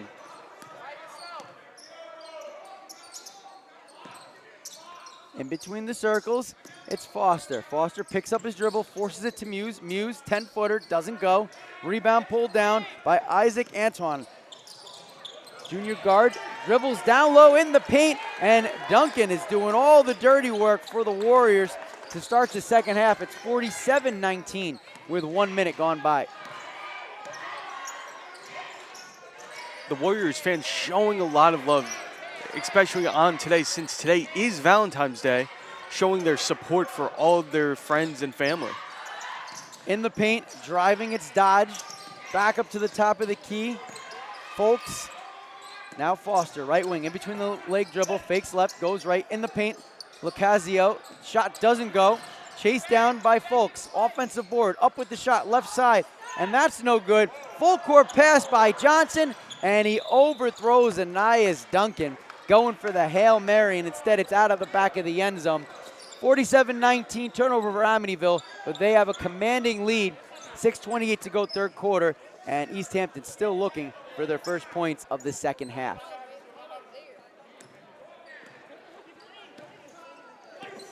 Lucasio has it. Pass tipped by Williams. Here's the steal. 2-on-1. Williams right side and lays it in. 49-19. It's all Amityville here at the Fred Williams Memorial Gymnasium. 2 minutes gone by in the third. Amazing pass by Anias Duncan. 7-0 run for the Warriors to open up the third quarter. Ball is off of Muse's foot. Loose, picked up underneath. Shot doesn't go. Here comes Johnson. Johnson pressing the pace. It's Duncan in the paint. Gets attacked by the defense. East Hampton able to come away with it. It's Folks. Folks has it in front of his own bench. Still dribbling. Picks up his dribble now. Kicks it out far side. Foster, three-pointer. That doesn't go. And rebounding is Isaac Antoine. Seeing some action today with the Warriors in front. You want to stay fresh, but at some point you wonder if Coach Agostino will rely more on his bench as Savell Williams has it. Gets it to Tymel Small back in the game. Three-pointer now for Johnson. No good. And the board's pulled down by Folks. Folks pushing the pace the other way. His pass tipped away and grabbed up by Anton. Another full court pass. Down low. Duncan doing what he does. Instead, hands it over to Johnson. That doesn't go on the double team. Behind the back dribble, Duncan gets it in the corner to Williams. Good ball movement. Now it's Small. Top of the keep. Duncan thinks about the three, and he's called for the travel. 49-19. Just under 5 to play in the third quarter, and it will be East Hampton basketball. Duncan was playing extremely smoothly throughout this whole game up until that point, but so far that's only one little mistake for him. And ball out of bounds in the corner as we get a buzzer and substitution. Carlington Stevenson, another senior, he'll get a chance to see some action as Anton comes out of the game. East Hampton will inbound. They have it. It's Lucasio in the corner, drives in the paint, scoops it up, no good. Putback also won't fall from Kelly, and the Warriors take it. Small with the ball, almost has his pocket picked. Gets it over to Duncan, thinks about the three, in between the leg dribble. Up and underneath with the scoop, and he draws the foul. And they will say that the foul occurred. Well, maybe they won't say in the act of shooting. And no, they will send Anias Duncan to the free throw line. Duncan 6 points in the last contest, but he has been all over the place tonight for the Warriors. We're seeing a lot of passing done by Duncan so far throughout this whole game, especially with their captain, Savell Williams. Again, two of these players are seniors and work extremely well with the whole team and their entire roster. No matter what, whether it's a full coast-to-coast drive, they're still slipping in clean passes behind the back, and Duncan sinks another one for the Warriors. Folks takes a seat. Duncan now in double figures with 10 points, 50-19. Warriors in front. 4:27 to go here in quarter number 3. Trying to go for the pick is Johnson. He's able to do it. Looking for Tymel Small, but it's a back shoulder fade. Maybe an NFL wide receiver could have pulled that down, but a tough play for Tymel Small, and it goes out of bounds. East Hampton will inbound. Foster, chest pass to Lacazio, plays catch with Foster, now finds Jefferson in the paint, down low, Kelly. Decides to pass up an open look and give it back to Foster. Goes in the paint, rims out, and the rebound pulled down by Williams. 50-19, Amityville in front halfway through the third quarter. Williams tries to force a pass over to Stevenson, and it's tipped out of bounds. Amityville will retain possession as Amir Dickerson will re-enter this contest, and Anais Duncan gets a well-deserved rest as he gets high fives from his bench. Dickerson inbounds the ball.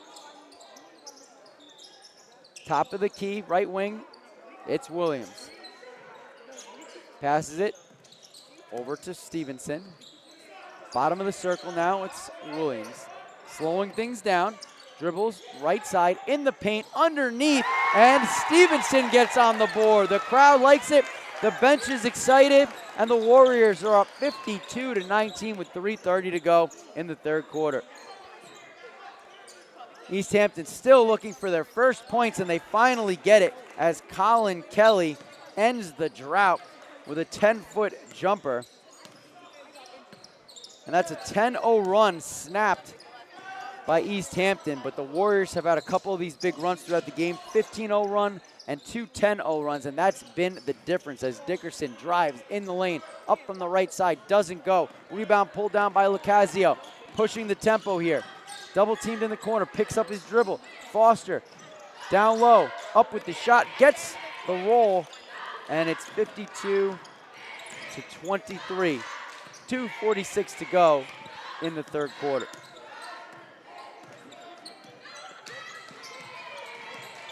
Last game, East Hampton struggled offensively as well as they only put 9 points up in the second half of the contest, falling 34-29 to East Islip. Stevenson has it, takes the three, off the back of the rim, doesn't fall. Johnson with the rebound underneath, goes up with the shot, and he draws the foul. Foul called on Colin Kelly, and that will send Johnson to the line to shoot a pair.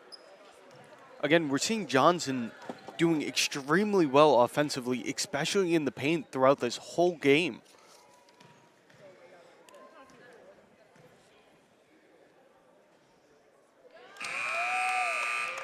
First free throw falls from Johnson, so that ends a brief 4-0 run for East Hampton. And we get more subs as Tymel Small comes out of the game. Back in the game is Clinton as the second free throw, too strong, and East Hampton controls the glass. Jefferson in the paint, Foster, left side, doesn't get up a shot, out of bounds, and it's smacked out of Foster's hands by a white jersey, so East Hampton retains possession. Sherwin Johnson takes a breather. Duncan back in the game. And the pass into no man's land, scooped up by Stevenson, and Williams will take it for the Warriors. Behind the back dribble, hits a wall in dodge. Now a three-pointer from the corner by Clinton. That doesn't go, it goes out of bounds. And they will give possession to Amityville. Last touch off a maroon jersey. So Duncan will inbound. Gets it to Dickerson. Top of the key, Clinton. Clinton puts up another three, rims out. Lacazio pulls down the rebound. Foster, fourth baseline, cross court. Jefferson in the paint, down low to Dodge, who gets the layup. 53-25, 1:40 to go in the third quarter. We're seeing the Warriors slow their pace down just to keep the energy up for all teammates. Clinton to Duncan. Duncan long two and drills it. 55-25. 1:19 to go in the third quarter.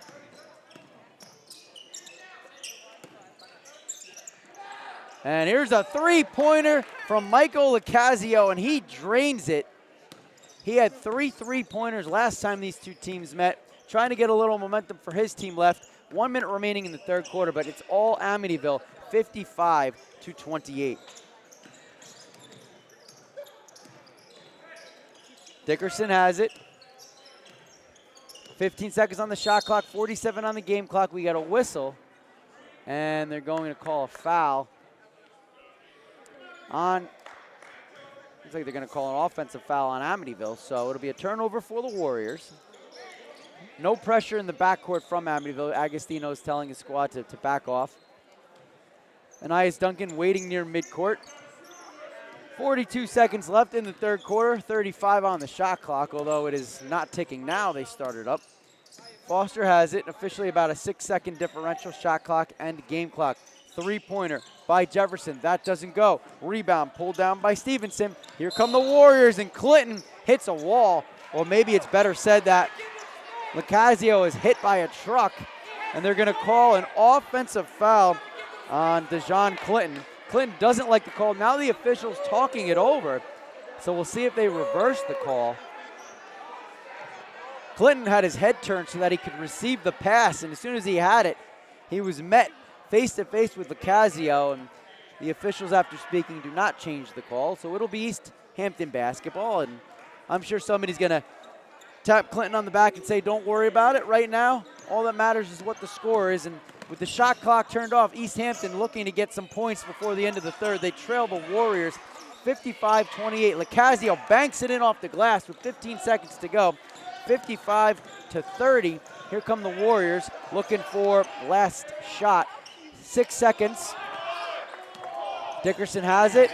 Bottom of the circle. Finds Duncan. Puts up the tray at the buzzer, and it doesn't go. And at the end of 3 quarters of play here in Amityville, it's all Warriors. 55-30. Fourth quarter coming up right after this on the Amityville Broadcasting Network.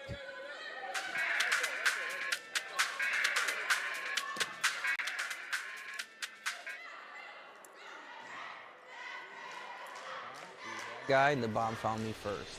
After the explosion, I was left with a 1% chance of living. During my road to recovery, I had a tremendous amount of support from friends and families and the Coalition to Salute America's Heroes. The primary mission of the Coalition to Salute America's Heroes is to offer financial emergency assistance to veterans and their families. Visit saluteheroes.org to learn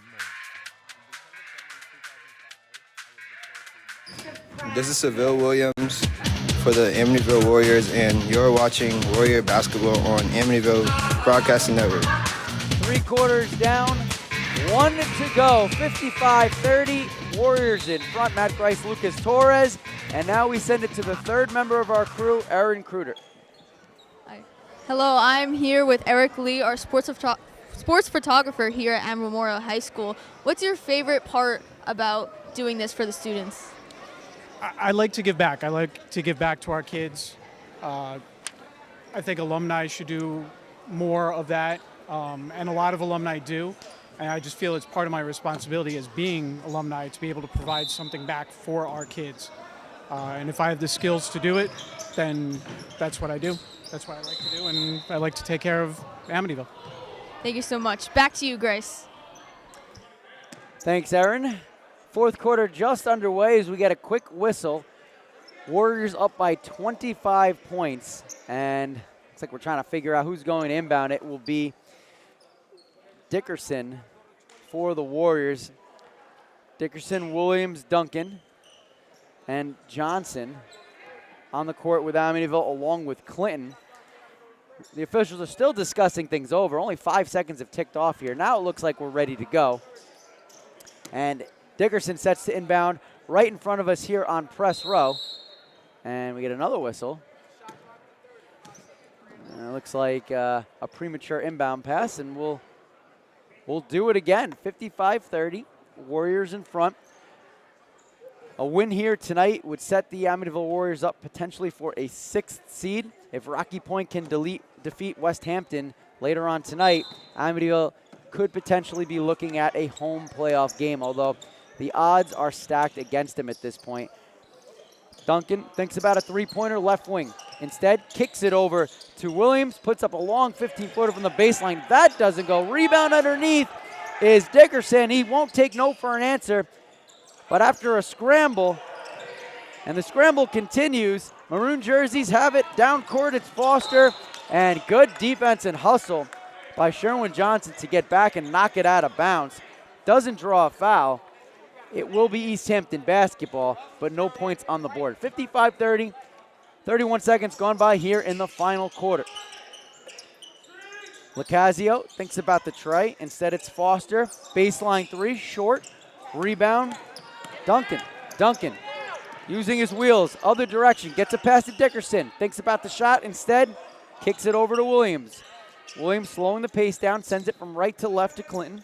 Clinton drives, does a split on the floor as he's all smiles. His teammates scoop him up and must have hit a puddle out there. He appears to be okay, so that's good to see. But it will be a turnover on the Warriors, and East Hampton will have it, trailing by 25 points. We're seeing the Warriors slow down their pace but keep on the pressure on defense. 1 minute down in the fourth. It'll be Jefferson. Over to Lacazio, drilling the three-pointer. 55-33 with 6:48 to go in the fourth quarter. First points of the quarter for either team. Warriors clearly trying to slow the pace down. Dickerson looks for a screen from Johnson. Instead, hands it off to Johnson, who gets it back to Williams now. Williams from the upper right blocks, puts up the jumper. That doesn't fall. We get a whistle and a foul. And they will say it happened while in the act of shooting. So Savell Williams, who last time these two teams met, 27 points. Savell Williams put up against East Hampton. He's going to try to add two more right here. Savell Williams draining another one for the Warriors. Again, he's been showing off what he could do for himself along with his teammates throughout this whole game. Again, 56-33 with 6:30 remaining in the fourth. Savell Williams misses the second. First point of the quarter for the Warriors. Driving in the paint, shot no good from Foster. Rebound picked up by Kelly. Still a loose ball. And if there's one area from today's contest, I think Amityville would probably want to say they should have done a better job.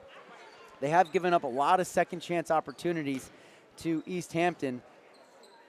And this time it results in a foul, sending Zachary Dodge to the free throw line. But all in all, the Warriors' transition game and offense has been unstoppable to this point. Again, a lot of these players for the Warriors have been doing extremely well, especially Anais Duncan. Phenomenal passing throughout this whole game, even giving it up at times to an open player just to get the easy assist. First free throw falls for Dodge.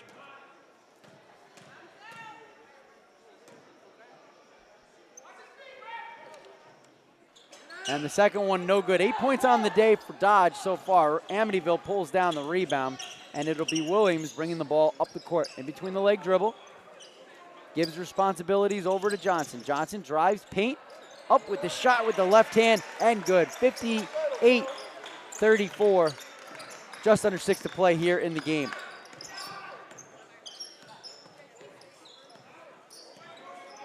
Top of the key.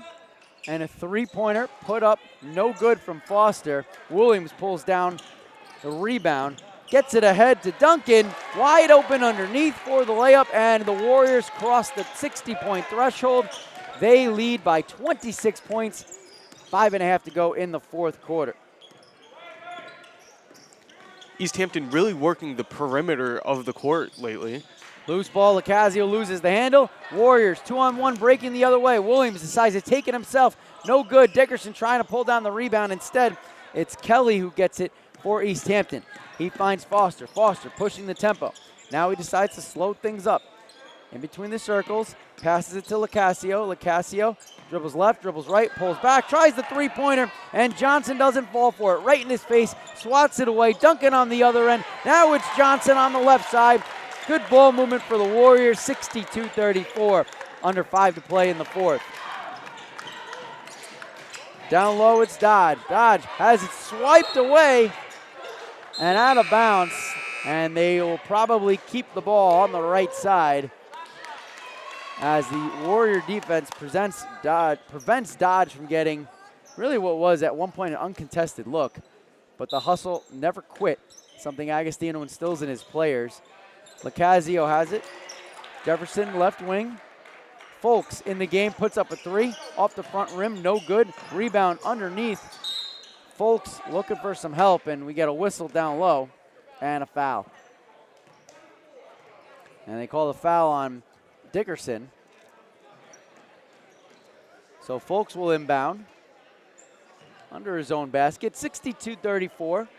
Almost at the halfway point of the fourth quarter. East Hampton inbounds. It's Dodge. Dodge has it, left wing, in between the circles now. It's Foster. Foster between the leg dribble, guarded by Duncan. Gets it over to Brian Garces, who's seeing his first action of the game. And to this point, really, a bench only 2 deep until Brian Garces just came into this contest. But it's Warrior basketball. Dickerson. Now Johnson. Hands it off to Williams. Williams gets a screen from Clinton, drives in the lane off the top of the backboard. No good. Loose ball scooped up by Lacazio. And it's Folks pushing the tempo. Shot from the left block doesn't go. And the Warriors will push the tempo the other direction. Pass off of Williams' fingertips, able to recover. And now gets it over to Dickerson, left wing. Crossover dribble, picks up his dribble. Duncan thinks about a tray from the near baseline. And it's stolen away down low. Pass over to Garces. Garces, fresh off the bench. Bounce pass over to Folks. Folks down low, and it's swatted away by Johnson again. Multiple blocks here in the fourth quarter as Folks dives on the loose ball, gets it over to Dodge. Dodge down low to Garces, and it's knocked out of bounds, but it will remain with East Hampton. And now the parade of subs comes in the game. We'll get you all of them. Alan Dotson Isabel, he'll enter the contest as a senior. RJ Barrera comes in for Amityville. Anthony Martinez will see his first action. Matt Bean comes in for the first time since the first half. And the starters get a nice round of applause as they hit the bench. Jordan Hines also out of the game for the Warriors. 62-34, approaching the 3-minute mark of the fourth quarter. Another block from the Warriors. And Dotson Isabel scoops it up, gets it to Barrera, who gets the finger roll, and he hits. Then the Amityville bench loves it. 64-34, Warriors up by 30, under 3 to play here in the contest. Amityville on an 8-0 run, and that run is ended by Michael Lacazio, who has been very strong from downtown. It's going to be too little, too late, though. 64-37, 2:38 to play in the contest. Dotson Isabel gets it over to Hines. Back to Barrera. Barrera drives into paint, and we get a whistle and a foul. Barrera strong off the bench here for the Warriors. He'll inbound for Amityville under their own bench. And we will get another substitution as Cassius Muse comes back into this game. Taking a seat is Toby Foster. Barrera set to inbound. 64-37, Warriors in front. 2.5 to play. Finds Matt Bean. Shot doesn't go. Too strong off the backboard. And Folks pulls it down for East Hampton. Folks right wing. Dribbles, top of the key, sends it far side, Garces. Garces bounce pass, down low, block, up with the shot, Muse, and that goes. So Muse fresh off the bench. Answers back for East Hampton. It's 64-39, 2:06 to go. Dotson Isabel, pull-up jumper, fadeaway jumper, doesn't go. Folks with the rebound. Floating pass, Garces puts up the shot, it's short, and the rebound pulled down by Barrera. Barrera getting rid of it before called for the double dribble. Now it's Hines. Hines in the paint, picks up his dribble, finds Dotson Isabel in the corner for 3. That's off the back of the rim. And Folks has another rebound. 64-39. 90 seconds to go here in the contest. 3-pointer by Folks. It's short. Bean with the rebound. Bean takes it himself near sidelines. Tries to thread a pass to Alan Dotson Isabel, and it is out of bounds. So now we send it to our sideline reporter, Aaron Kruder. Hello, I'm here with Evan Farkas, the athletic director here at Ann Memorial High School. So what's your favorite part about these sporting events here at the high school? My favorite part is the student athletes. I just love coming out and watching them give it their all, and I've seen all their hard work and practices and throughout the season, and just watching them really just put all their effort in and representing the Warriors is probably why I went into education and why I love being at our athletic events. How do you feel about today's game so far? It's a great game, great way to end the season. I see I got our seniors out there doing their thing, and nice way to finish as we start preparing for our playoff season. And Erin, if you're ever selling Girl Scout cookies, let me know. Thank you. Back to you, Grace. Thanks, Aaron. We don't want to leave our athletic director hungry as Locasio drives in the lane. That shot doesn't go, and scooping up the ball is Gibbs, who's back in this contest. Another senior getting some action. Good effort the other direction of the shot, just short off the rim, but the rebound pulled down by Stewart, who's seeing his first action of the game. Mark Stewart, sophomore, plays center for the Warriors. So he gets a chance now as Locasio, corner three, short off the side rim, rebound pulled down by Isaac Antoine. It's all bench for Amityville. 30 seconds left in the game. Shot doesn't go. Rebound pulled down by Antoine. That still doesn't fall. And now Locasio has it. 20 seconds left. Warriors up 64-39. Locasio guarded by Dotson Isabel. Now it's Folks in the near corner. Back to the top of the key, Locasio. Back to Folks. Bounce pass, Locasio. 5 seconds left, and it looks like East Hampton will hold the ball and let time expire. And that will do it for the final regular season home game for the Amityville Warriors as they take this one. 64-39 is the final. Don't go anywhere as the post-game show is coming up next right here on the Amityville Broadcasting Network.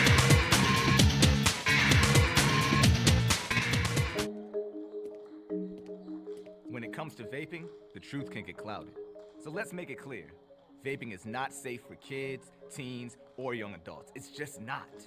Because vaping can put microscopic particles into your lungs. And dangerous things like metals and volatile organic compounds into your body. And nicotine, the same highly addictive substance found in regular cigarettes.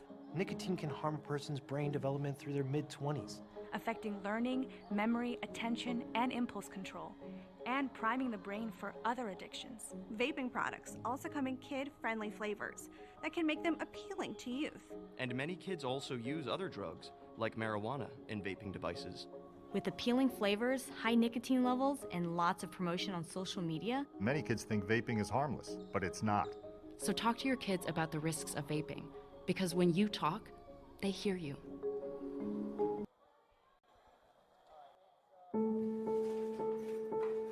We all make choices. When it comes to alcohol, kids make choices whether to drink or not. Bye, Dad. Bye-bye. Remember, I'm going to Alex's party tonight and sleeping over. Have fun. Hey, have a seat for a second. Remind me about that party again? Alex is just And adults make choices whether to talk about it. That's true of parents and every other trusted adult in a kid's life. Kids want to know our expectations when it comes to alcohol and other drugs. They want guidance and honest answers to their questions. And it makes a difference when the message is consistent and part of everyday conversations. So talk with your kids and help lead them on a positive path. Because when you talk, they hear you.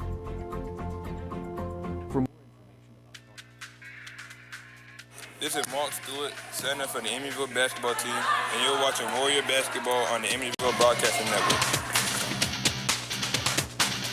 Back to the Amityville Broadcasting Network. Once again, we are at the Fred Williams Memorial Gym. I'm your host, Aaron Kruder, with Lucas Torres, and this was a really exciting game. The Warriors ultimately took the win home with a 64-39 final score. Wow, that was a great game. An absolute outstanding game by all of the seniors too. And at one point, we even saw some of the other players coming off of the Warriors bench coming there at the end of the game. Yeah, it was an amazing day for the seniors here at the Amityville High School. It's just great to see all the support that has been gathered from these crowds here in the stands. There's a really great crowd tonight with all these students and teachers coming out and supporting their fellow classmates and their friends and their family. And again, these seniors, it means a lot to them. And the names of the seniors again on the Amityville team are Seville Williams, Tymel Small, Anais Duncan, Sherwin Johnson, Alan Dodson Isabel, Carlington Stevenson, and Khalik Gibbs. They all played great tonight of one of their final games of their senior season. Another shout out to an amazing group of seniors for the girls varsity basketball team, Asia Francis, Aqua Temple, and Khalid Grant. Their game is coming up next. Very exciting for them too. It's their last game of the season. Can't wait to see what happens for that. It's going to be great as we know it. And just for this game that has just taken place, pretty high scoring game. And as we said, high scoring. The Warriors had a lot of high point runs. They had in the first quarter alone, they had a 15-0 run, and second quarter a 10-0 run, and in the third another 10-0 run. And quarter four kind of slowed down a little bit, where East Hampton kind of got a few scores in, they had a higher score than they did, but ultimately it was not enough, and the Warriors did win today. But just shows how resilient the East Hampton team is and how they respond to what is the third place team in the league. Again, I think East Hampton fell short mainly due to having such a short roster. They really could only go 3 deep into the bench, and for a while it was really only 2. It wasn't until the fourth quarter until we saw another player come in and finally get subbed out and in. And that's what really broke East Hampton up, was not being able to put players in with brand new energy. Meanwhile, we saw the Warriors and Jack Agostino constantly swapping players in, allowing key players like Sherwin Johnson and Anais Duncan to get rest. Yeah, I saw a lot of that on the Amityville bench. They were switching players out. A lot of seniors got the chance to play, saw some action from them that we didn't really see early on in the season, but as it is senior day, they did let them have the chance, and they played great, for their last game of the season, and it was really great to see that sportsmanship within the team. And speaking of sportsmanship, I don't know if anyone caught it, but Amir Dickerson, when there was a loose ball right here on the line, after the ball was passed out, he actually helped out one of the East Hampton players that were rolling around on the ground. Yeah, and I saw a lot of that also, a lot of aggressiveness within the teams, but when it came down to it, they helped each other back up because Amityville knew that they were gonna win today, and East Hampton knew that as well, I think, and they just kind of accepted it, and they played the game like the good teams that they are. Amityville definitely came into the game with a lot of confidence, and East Hampton also came in with a lot of hope. But again, the final score was 64-39. That's about a 20-ish point lead. Yeah, and following this game, Amityville is currently the 6th seed, and the worst case for them is a 9th seed. And going to the playoffs, the only case for them for a playoff home game is if Rocky Point defeats West Hampton. Tonight, currently the game is going on, but West Hampton is the number 1 place in the league, so that might be unlikely for them. Again, the key players, especially for this game, were Seville Williams, Anais Duncan, and Sherwin Johnson, along with Amir Dickerson. All those players played absolutely phenomenal today, especially Sherwin Johnson getting into the paint and just dropping 2s. Yeah, and I agree. It was a really great game today, and we had a lot of fun covering it for our last game of the season. And as we said, 64-39, great game played by both teams. They had a lot of great moments in which a lot of runs, and the seniors, they got a chance to play, which was very great for them. Once again, at the Fred Williams Memorial Gym, I'm your host, Aaron Kruder, with Lucas Torres, and this was a really fun time tonight, and 64-39. We'll see you next time on the Amityville Broadcasting Network. Go to AmityvilleWarriors.com for upcoming broadcasts and events. This has been a presentation of Warriors Basketball on the Amityville Broadcasting Network.